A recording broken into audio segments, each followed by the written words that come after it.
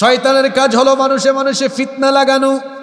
আর শয়তানের সবচেয়ে পছন্দের ফিতনা হলো হাজব্যান্ড ওয়াইফ, স্বামী স্ত্রীর ফিতনা।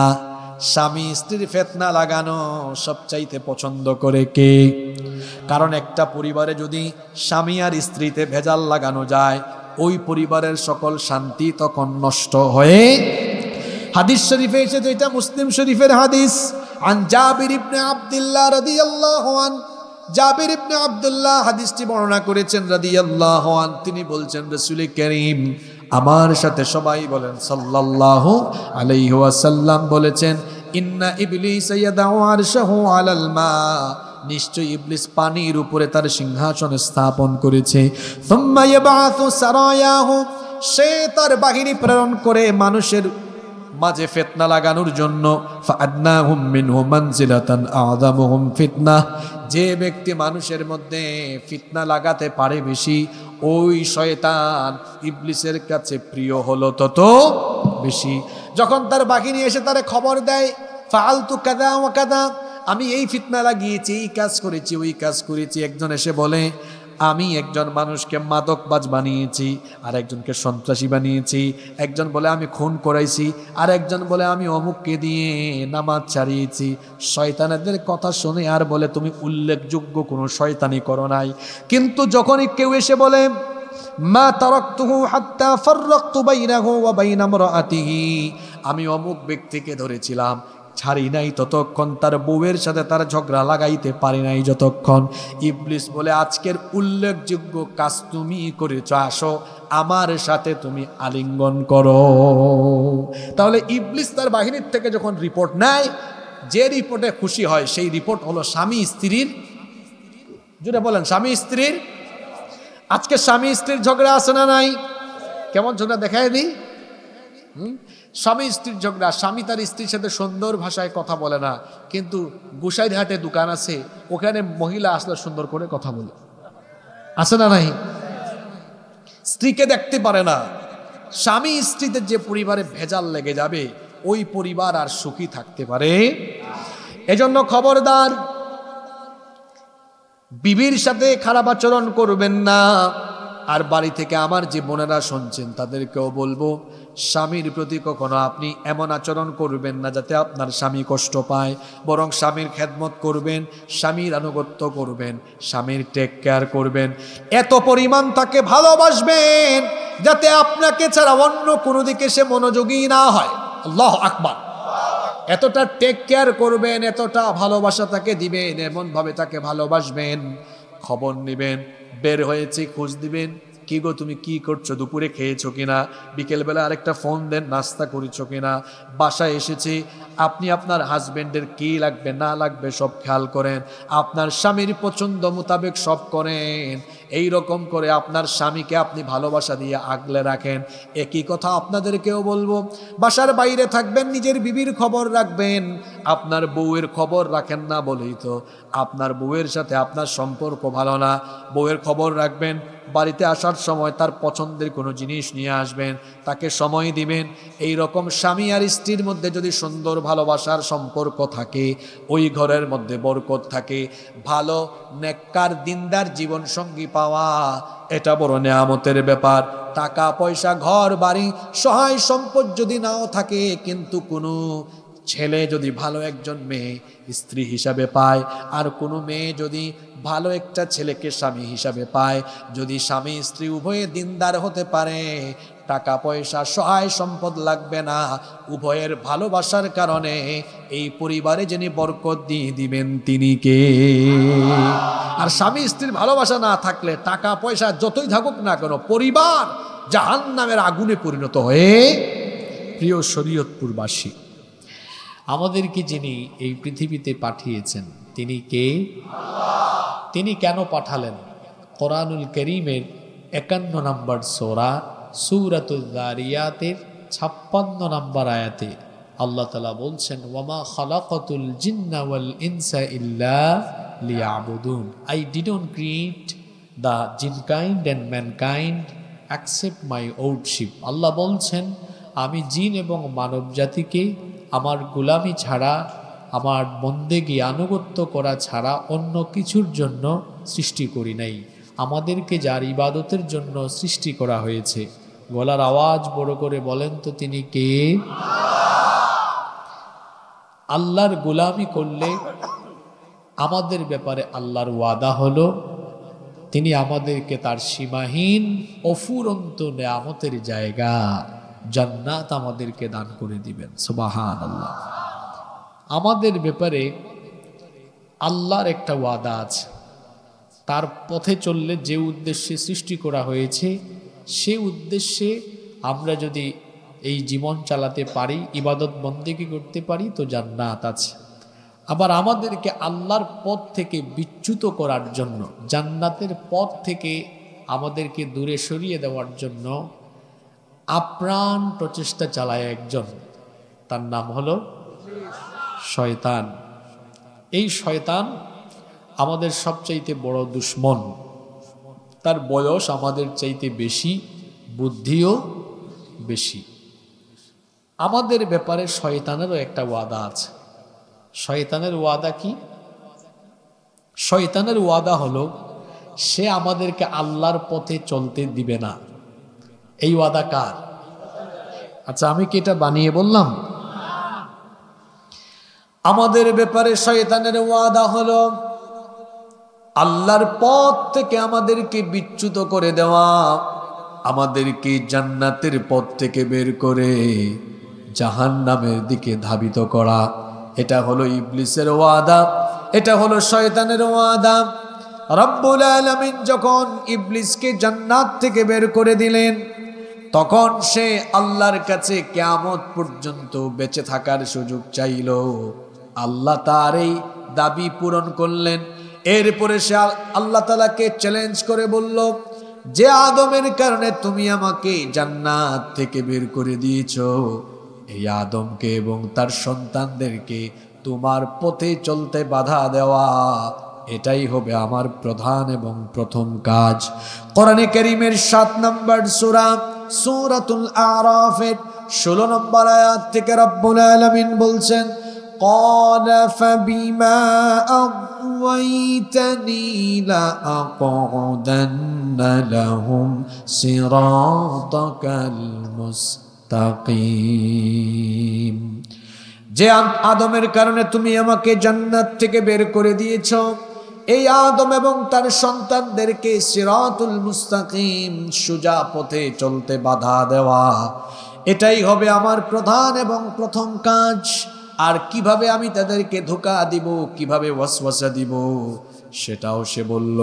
সুম্মা লাআতিয়ান্নাহুম মিন বাইনি আইদিহিম ওয়া মিন খালফিহিম ওয়া আন আইমানিহিম ওয়া আন শামাইলিহিম ওয়া লা তাজিদু আকসারাহুম শাকিরিন। আমি এই মানুষদেরকে সামন দিক থেকে, পিছন দিক থেকে, ডান দিক থেকে, বাম দিক থেকে, বলেন তো দেখি কোন দিক বাকি আছে নাকি? আপনাকে শয়তান কিভাবে আপনার উপর হামলা চালাবে সে বলছে, সামন থেকে, পিছন থেকে, ডান থেকে, বাম থেকে, চতুর্দিক থেকে আমি প্রতারণার জাল বিস্তার করে ধোঁকা দিয়ে দিয়ে এই মানুষকে আমি জাহান্নামের পথে ধাবিত করব। শয়তানের সাথে, আল্লাহর সাথে, এটা হলো শয়তানের ইবলিসের ওয়াদা। তাহলে আমাদের ব্যাপারে আল্লাহর ওয়াদা আছে, ইবলিসের ওয়াদা আছে। আল্লাহর ওয়াদা হলো আমাদেরকে জান্নাত দেওয়া, আর ইবলিসের ওয়াদা হলো আমাদেরকে জাহান্নামে নেওয়া। কথা বুঝে থাকলে বলেন দেখি, আমাদের ব্যাপারে আল্লাহর ওয়াদা হলো আমাদেরকে কি দেওয়া, আর আমাদের ব্যাপারে ইবলিসের ওয়াদা হলো আমাদেরকে কোথায় নেওয়া? ইবলিস কি বসে আছে নাকি? জোরে বলেন। বসে নেই, 24 ঘন্টা সে কাজ করে। আর আমাদের উপর হামলা চালানোর জন্য তাকে এমন কিছু ক্ষমতা দেওয়া হয়েছে। তার 2টা অলৌকিক ক্ষমতার কথা শোনেন। আশ্চর্যজনক 2টা ক্ষমতা ইবলিসকে দেওয়া হয়েছে। তার প্রথমটা হলো সে মানুষের রক্তকণিকায় শিরায় শিরায় বিচরণ করে ধোঁকা দিতে পারে। পৃথিবীর অন্য কোনো ব্যক্তি ইবলিস ছাড়া অন্য কেউ কখনো মানুষের শিরায় শিরায় বিচরণ করতে পারে। বুখারী এবং মুসলিম শরীফের হাদিস, আল্লাহর নবী বলেছেন, ফা ইন্নাশ শাইতানা ইয়াজরি মিন আহাদিকুম মাজরাদ দাম, নিশ্চয়ই শয়তান তোমাদের রক্তকণিকায় শিরায় উপশিরায় প্রবেশ করে তোমাদেরকে ধোঁকা দিতে পারে। তাহলে ইবলিস আমাদের রক্তকণিকায় ঢুকতে পারে। নাম্বার 2, তার আশ্চর্যজনক আরেকটা ক্ষমতা হলো পৃথিবীর একজন মহামানব, তিনি ছাড়া আর যে কারো সুরত যে কোনো সময়ে ইবলিস ধারণ করতে পারে। কেবলমাত্র একজন মহামানবের সুরত বা আকৃতি সে ধারণ করতে পারে না, তিনি হলেন আমার আপনার নবী মুহাম্মাদুর রাসূলুল্লাহ সাল্লাল্লাহু। শুধু আমার নবীর সুরত আকৃতি ইবলিস ধারণ করতে বলেন পারে? আল্লাহর নবী বলেছেন, এই হাদিসটিও বুখারী এবং মুসলিম শরীফে এসেছে, মান রাআনি ফিল মানামি ফাকাদ রাআনি, যে ব্যক্তি আমাকে স্বপ্নে দেখলো সে যেন আমি রাসূলকেই দেখলো। ফা ইন্নাশ শাইতানা লা ইয়াতামাসসালু ফি সূরাতি, কারণ শয়তান পৃথিবীর যে কোনো মানুষের সুরত ধারণ করতে পারলেও আমি মুহাম্মাদুর রাসূলুল্লাহর সুরত শয়তান ধারণ করতে পারে না। সুতরাং যে ব্যক্তি নবীকে স্বপ্নে দেখলো সে যেন নবীকেই দেখলো। সুবহানাল্লাহ পড়েন। আল্লাহ তোমার নবীর দিদার আমাদেরকে নসিব করে দিও। নবীকে যে চক্ষু দেখবে, হোক সেটা স্বপ্ন যুগে, ওই ব্যক্তির জন্য জাহান্নামকে হারাম করে দিবেন কে?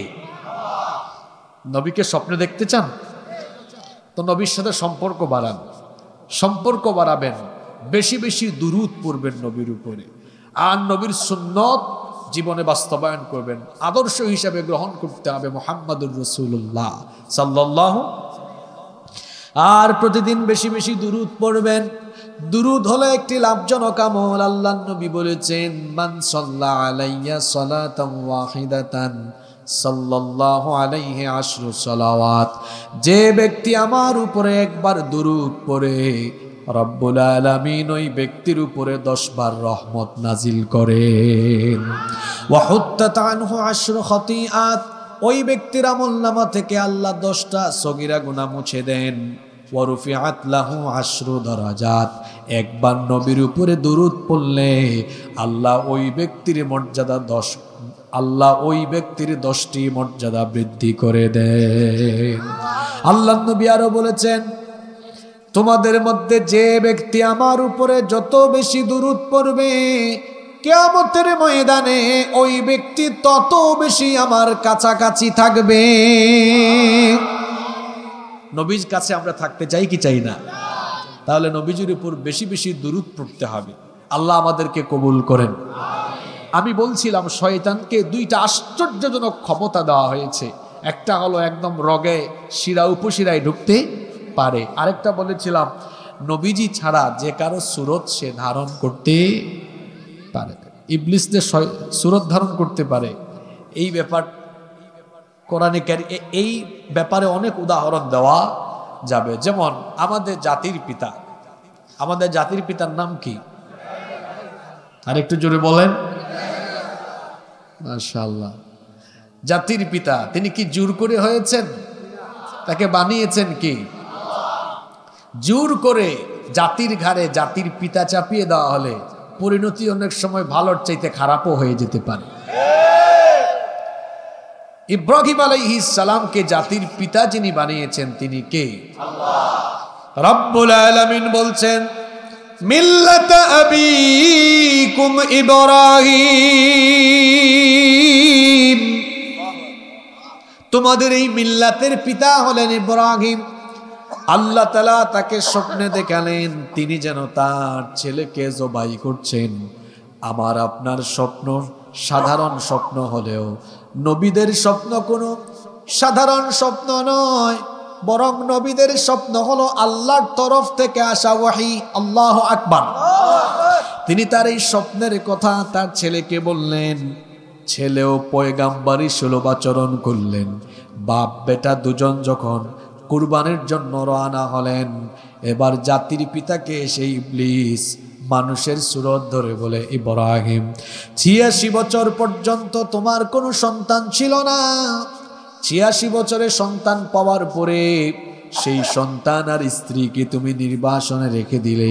এখন এই সন্তান বড় হয়েছে, এখন এই সন্তানকে নিয়ে তুমি পরিবারে আনন্দ করার কথা, কিন্তু একটা স্বপ্নে দেখার পরে তুমি কেন ছেলেটাকে জবাই করার সিদ্ধান্ত নিলে?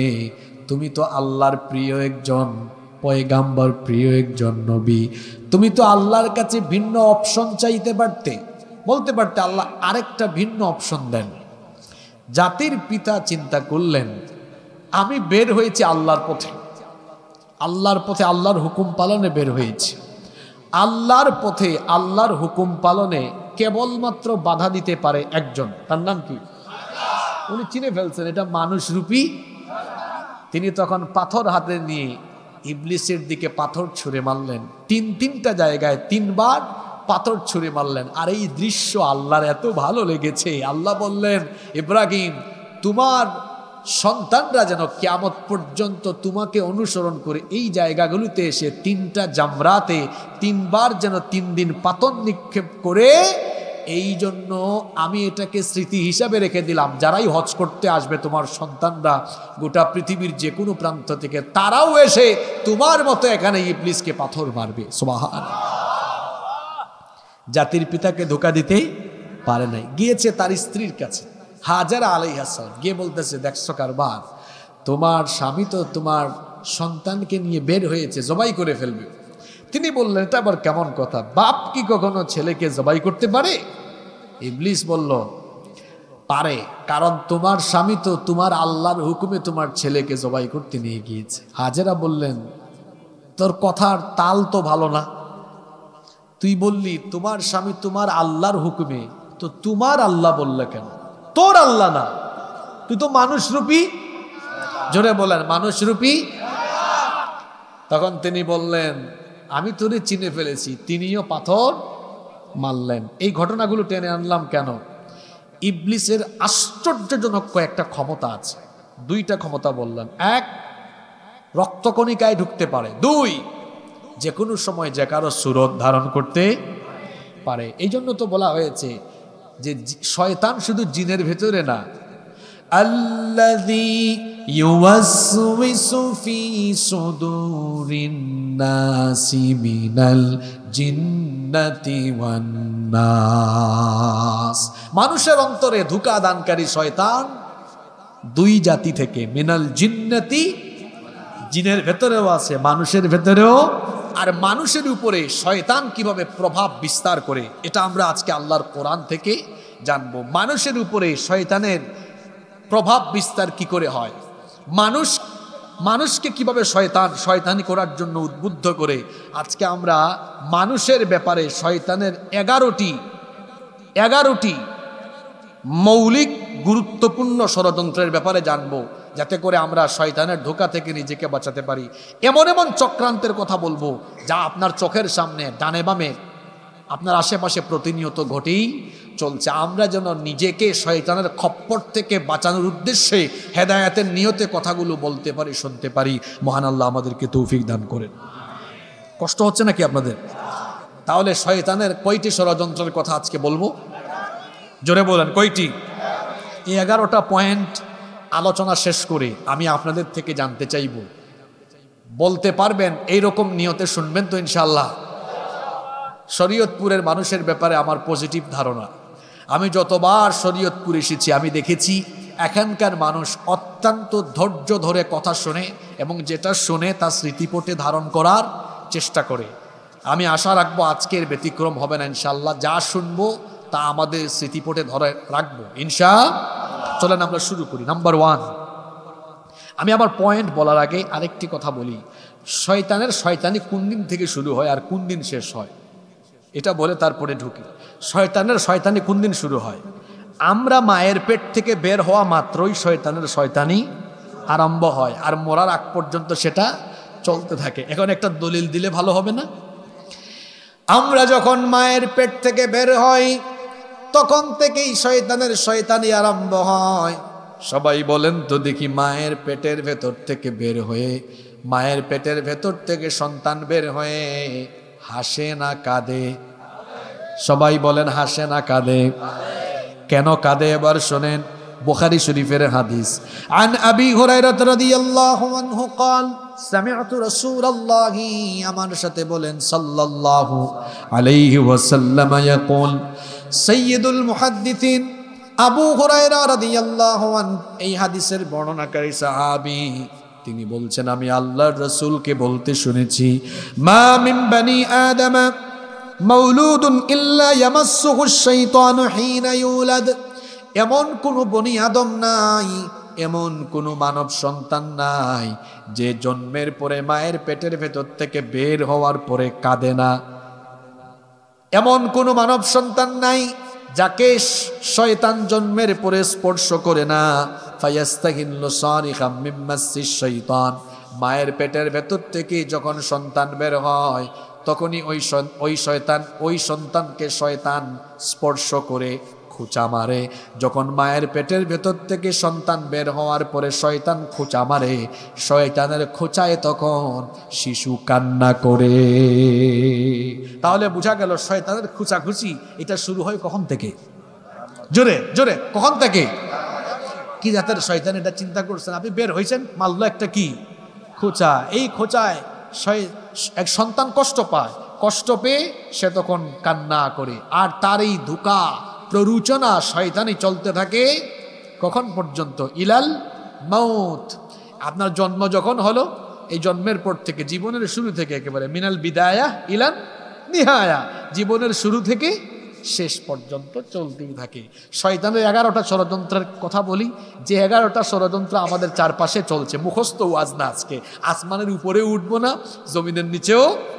আমরা তো গত কয়েক বছর কথা বলতে পারি না, আসলে স্লিপ দেওয়া হতো, বিভিন্ন জায়গায় স্লিপ দিয়ে বলা হতো হুজুর আসমানের উপরের ওয়াজ মারেন আর জমিনের নিচের ওয়াজ মারেন।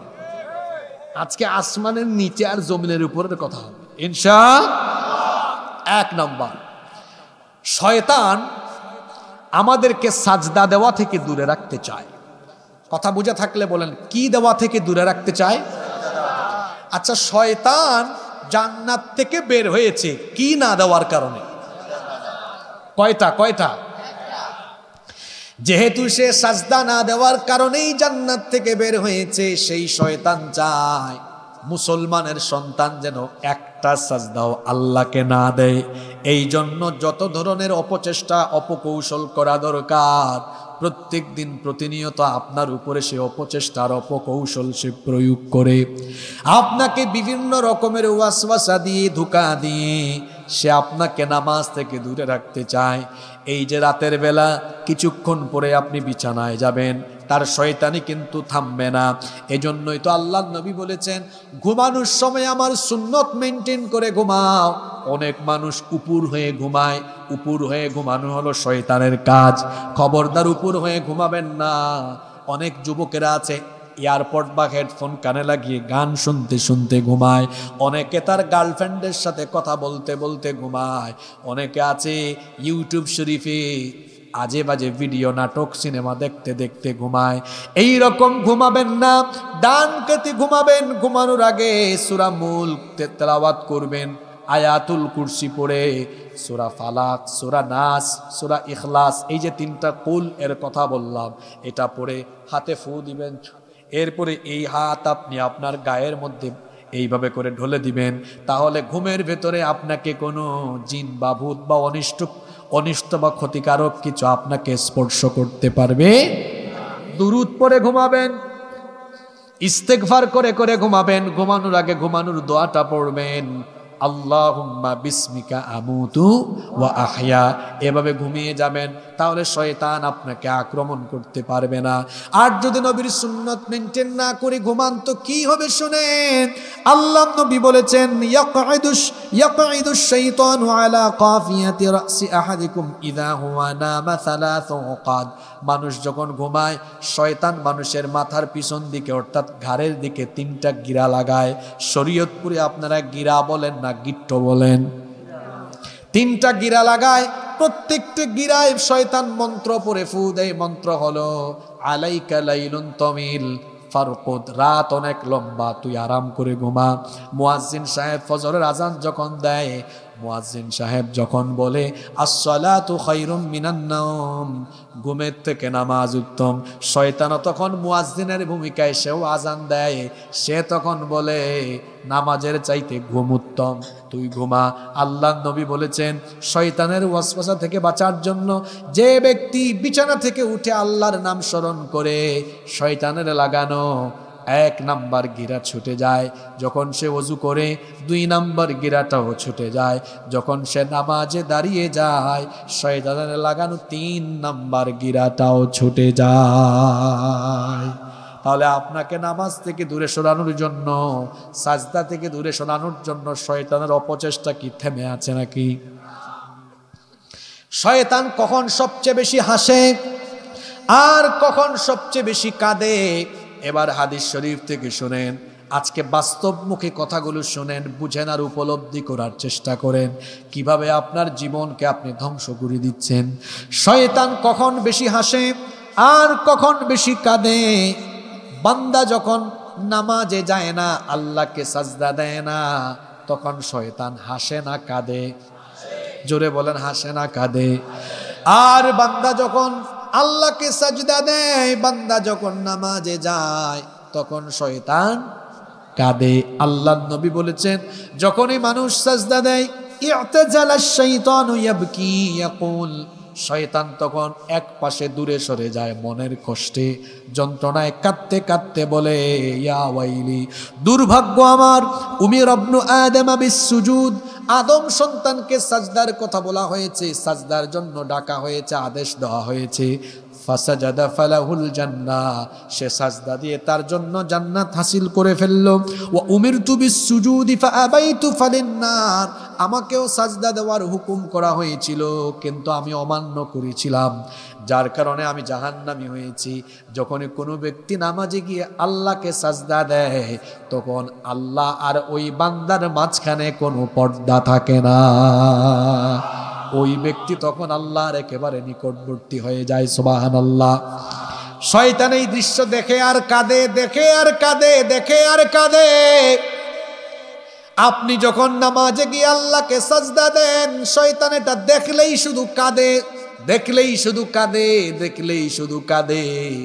আর আপনি যখন ফজরের নামাজের সময় ঘুমিয়ে থাকেন, জুহরে, আসরে, মাগরিবে, এশায় যখন নামাজে যান না, শয়তান তখন কাঁদে না হাসে?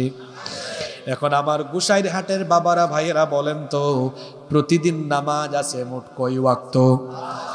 এই 5 বার কি আপনারা আজকে থেকে শয়তানকে হাসাবেন না কাঁদাবেন?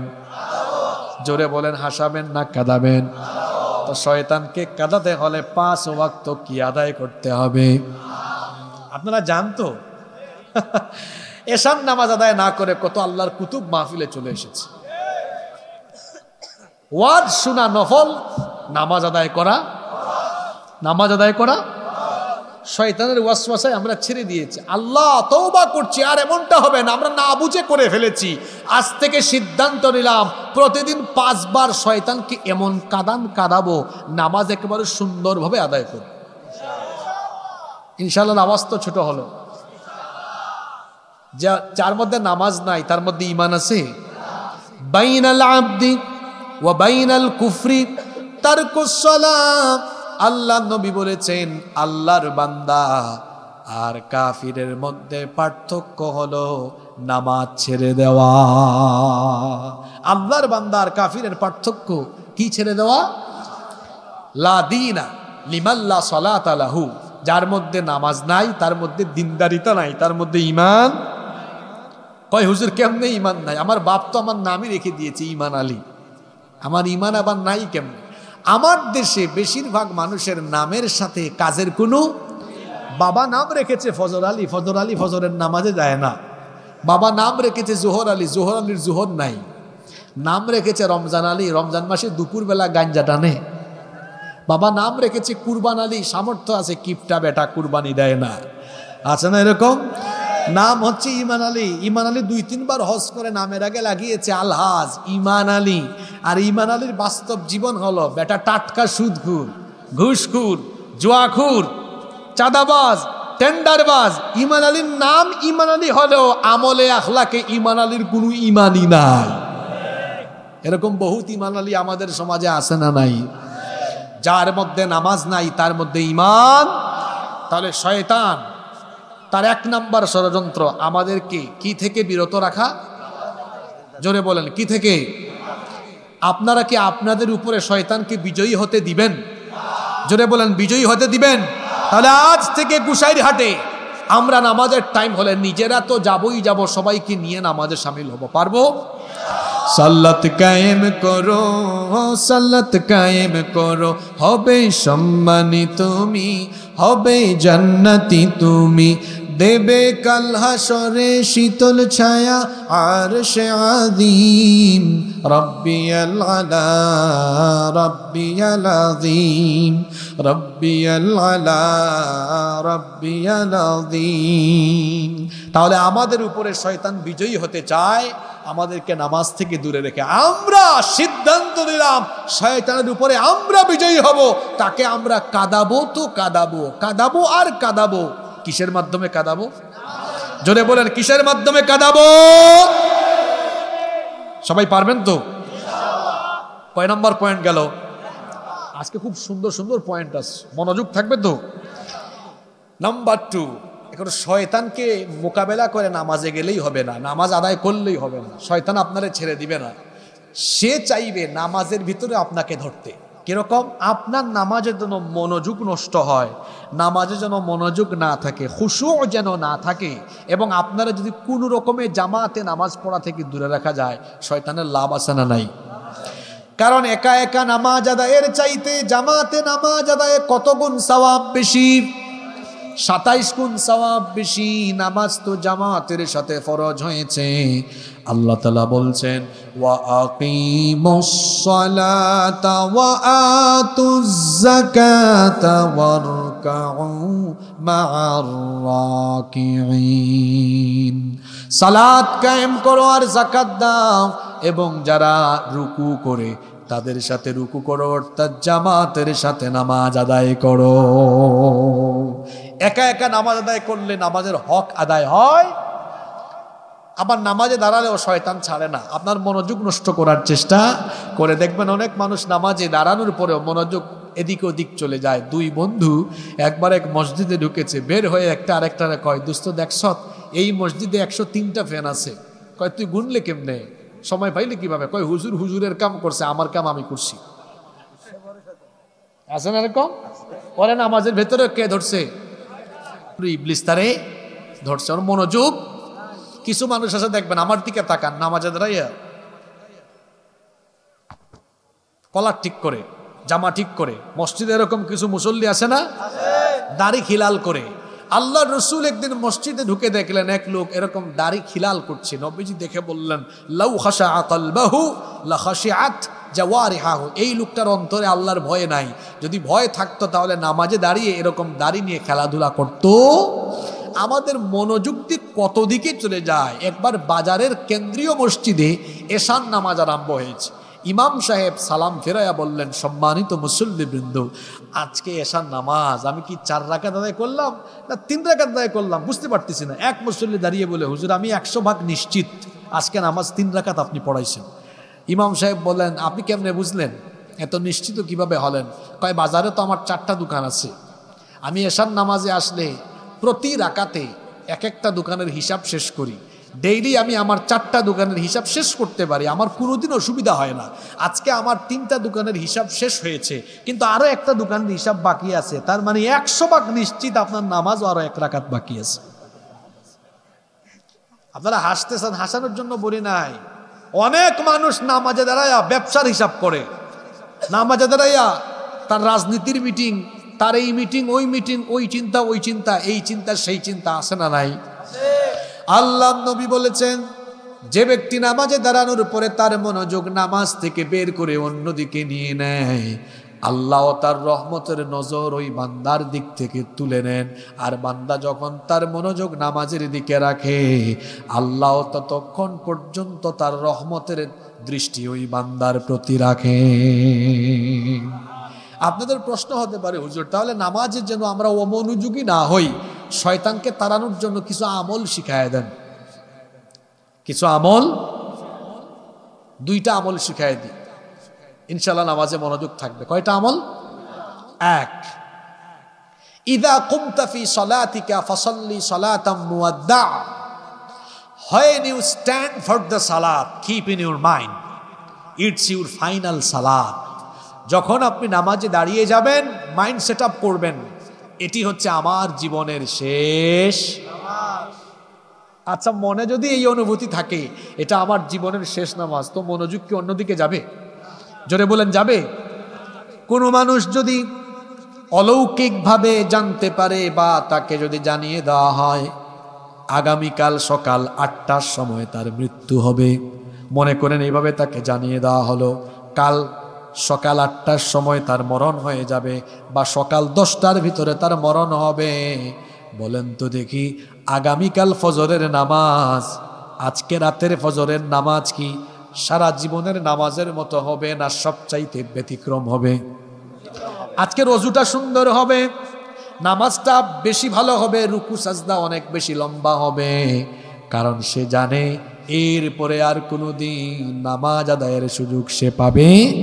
নামাজে যদি পূর্ণাঙ্গ মনোযোগ ফিরিয়ে আনতে চান, মনে এই অনুভূতি তৈরি করবেন, যখনই যে নামাজে দাঁড়াবেন মনে করবেন এটাই হলো আমার জীবনের শেষ নামাজ। একটা আমল।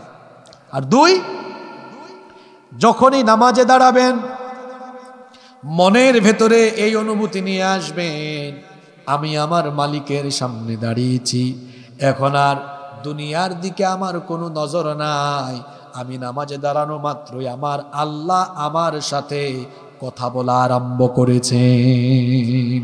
আপনারা তো বুঝেন না, এখানে আলেমদেরকে জিজ্ঞেস করেন, নামাজে প্রতিটা কথার জবাব আল্লাহ দেন, দেন না? আলহামদুলিল্লাহ রাব্বিল আলামিন। আল্লাহ কি বলেন? হামিদানি আবদি আর রহমানির রহিম আসনা আলাইয়া আবদি মালিকি ইয়াউমিদ্দিন মাজ্জাদানি আবদি ইয়াকা না'বুদু ওয়া ইয়াকা নাস্তাঈন হাদা বাইনি ওয়া বাইনা আবদি। এরকম প্রতিটা কথার জবাব চলতে থাকে। আল্লাহু আকবার। আপনারা এটা ফিল করেন না তো, এই জন্য আপনাদের নামাজে মনোযোগ আসে না। দুইটা ঘটনা মনে পড়ছে, সংক্ষিপ্ত ছোট্ট ঘটনা, আমি কি বলবো? হযরত আলী রাদিয়াল্লাহু আনহু যুদ্ধের ময়দানে তার পায়ে তীর ঢুকেছে। কি ঢুকেছে? তো সাহাবীরা গিয়ে তীর খোলার চেষ্টা করে, যখন তীর খোলার জন্য টান দেয় তিনি তখন ব্যথায় চিৎকার মারেন। রাসূল এটা দেখলেন, দেখে বললেন থামো, কিছুক্ষণ পরে আজান হবে, আমার আলী নামাজে দাঁড়াবে, তখন তার পা থেকে তীর খুলবে। সাহাবীরা বললেন কেন? নবীজি বললেন কেন এটা পরে বুঝবা। আজান হলো, আলী রাদিয়াল্লাহু আনহু নামাজে দাঁড়ালেন, নবীজি বললেন যাও এবার খোলো। আশ্চর্য, যেই তীর নামাজে দাঁড়ানোর আগে খুলতে গিয়ে চেষ্টা করা হয়েছে, তিনি চিৎকার করেছেন, নামাজের ভেতরে ওই তীর টেনে টেনে খুলে বের করা হয়েছে, একবার কোনো আওয়াজই তিনি করেন নাই। নামাজ শেষে তাকে বলা হলো কি ব্যাপার, আপনি কোনো আওয়াজ করলেন না, তীর খুলে ফেলছি। তিনি বলেন কি বলো? পায়ের দিকে তাকায় দেখলেন হ্যাঁ সত্যি তো তীর নাই। তাকে জিজ্ঞেস করা হলো আপনি তো কোনো আওয়াজ করলেন না, টেরও পেলেন না মনে হয়, এটা কিভাবে হলো? তিনি বললেন আসলে ব্যাপার হলো এই, আমি যখন নামাজে দাঁড়াই দুনিয়ার দিকে আমার কোনো খবর থাকে না, মনোযোগী থাকে না, কারণ নামাজে দাঁড়ালে আমি আমার রবের সাথে যখন কথা বলি তখন আমি আল্লাহর প্রেমে মাতোয়ারা মশগুল হয়ে যাই। আর আপনি কি? আলী রাদিয়াল্লাহু আনহুর পা থেকে তীর খুলছে, টের পান না। আপনি কেমন? আপনার নামাজ হলো এমন। আলহামদুলিল্লাহি রাব্বিল আলামিন। মশা কামড় দিছে একটা। আর রহমানির রহিম। মশার কামড় টের পেয়েছে, আর আলী রাদিয়াল্লাহু আনহু তীর খুলে ফেলেছে, টের পায় না। সুবহানাল্লাহ। কেন এটা হলো? একজন, আপনি মশার কামড় বুঝেন, উনি তীরের আঘাত বুঝে না। কেন বুঝে না? কেন বুঝে না? কেন বুঝে না? কারণ আপনি নামাজের ভেতরে এখনো নিজেকে ঢুকাতে পারেন নাই, নামাজের দিকে মনোনিবেশই করতে পারেন নাই। আমার তো মনে পড়ে গেল ইমামে আজম আবু হানিফা রহমতুল্লাহ আলাইহের ঘটনা। তিনি রাতের বেলা তাহাজ্জুদের নামাজে দাঁড়িয়েছেন। তো তাহাজ্জুদের নামাজ আদায় করছেন গভীর রাত, তার পাশের বাড়ির প্রতিবেশীর ঘরে আগুন লেগেছে। পুরা গ্রামের মানুষ এসে আগুন নিভাচ্ছে, আগুন নেভানো শেষ, তাকায় দেখে কিরে পাশের ঘরের আবু হানিফা এখানে নাই। তারা গিয়ে দরজা নক করলো, তিনি কিছুক্ষণ পরে দরজা করলেন। তারা বলল, কি ব্যাপার আবু হানিফা, তোমার পাশের বাড়িতে প্রতিবেশীর ঘরে আগুন লেগেছে, গোটা গ্রামের মানুষ এসে আগুন নিভালাম, তুমি পাশের বাড়ির মানুষ একবারও আসলে না, এত নির্দয়, তুমি কখন থেকে হয়েছো? তিনি বললেন, আগুন কিভাবে, কখন, কার বাড়িতে? আচ্ছা, আপনার পাশের বাড়িতে আগুন লাগছে, আপনি জান নাই, মানুষ এসে আপনাকে বলার পরে আপনি বলেন কখন, কিভাবে, কি হয়েছে? মানুষ কি আপনাকে ভালো বলবে না পাগল বলবে? লোকজন বলল, আবু হানিফা, আমরা মনে করতাম তুমি খুব দিনদার, বুজুর্গ, নেককার মানুষ, কিন্তু তুমি যে মস্করা করো, ঠাট্টা করো, এটা তো আমরা জানতাম না। কি বলো এইসব? তোমার পাশের ঘরে আগুন লাগলো, গোটা গ্রামের মানুষ আসলাম এত রাতে, তুমি আসলা না, আবার বলো কখন, কিভাবে? তিনি বললেন, ওয়াল্লাহি, আল্লাহর কসম, আমি কিছুই টের পাইনি, টের পাবই বা কেমনে, কারণ এটা তো গভীর রাত, এই সময় আমার কাজ তো দুনিয়ার প্রতি মনোযোগ রাখা নয়। আমার প্রতিদিনের অভ্যাস হলো, তোমরা যখন এই প্রতিবেশীর ঘরের আগুন নিভানোর কাজে ব্যস্ত ছিলে, আবু হানিফা তখন যায় নামাজে দাঁড়িয়ে নামাজ আদায় করে আল্লাহর প্রেমে মাতোয়ারা মশগুল হয়ে তার জন্য বানানো জাহান্নামের আগুন নেভানোর কাজে ব্যস্ত ছিল বলে সে আল্লাহর দিকে তখন মশগুল ছিল। চিন্তা করেছেন কি নামাজ? আর আমাদের নামাজে ওই যে বললাম মশার কামড়ও টের পায়। আল্লাহ আমাদেরকে আমাদের সালাফদের মতো, পূর্ববর্তী নেককারদের মতো নামাজি হওয়ার তৌফিক দেন। তাহলে শয়তানের 2 নম্বর ষড়যন্ত্র আমাদেরকে নামাজের মনোযোগ নষ্ট করানো আর জামাতে নামাজ থেকে দূরে সরানো। নাম্বার 3, শয়তানের 3 নম্বর কাজ হলো মানুষে মানুষে ফিতনা লাগানো। এটা কার কাজ? শয়তান যে সবসময় এই কাজটা করবে বিষয়টা এমন নয়। শয়তান প্রতিটা সমাজে তার কিছু খলিফা বানিয়েছে, যারা চুগলখুরি করে, যারা একজনেরটা আরেকজনের কাছে লাগায়, যারা মানুষে মানুষে ইন্ধন লাগায়া মানুষে মানুষে ফিতনা তৈরি করে, এমন ইন্ধন দাতা, এরকম চুগলখুর আমাদের গোসাইর হাটে নাই। আছে না এরকম? তাহলে শয়তানের কাজ মানুষে মানুষে কি লাগানো? জোরে বলেন, কি লাগানো? কিছু মানুষ আছে দেখবেন, আচ্ছা আগুন লাগলে কোথাও মানুষ কি ঢালে? পানি ঢালার কথা, কিন্তু কেউ কেউ আছে ওখানে আবার গিয়ে কি ঢালে? কেরোসিন। দুইজন একটু লাগছে, কিসের মীমাংসা করবে? আরো একজনেরটা আরেকজনের কাছে গিয়ে লাগায়। আপনাদের মহেশ্বর পট্টিতে এগুলা নাই তো?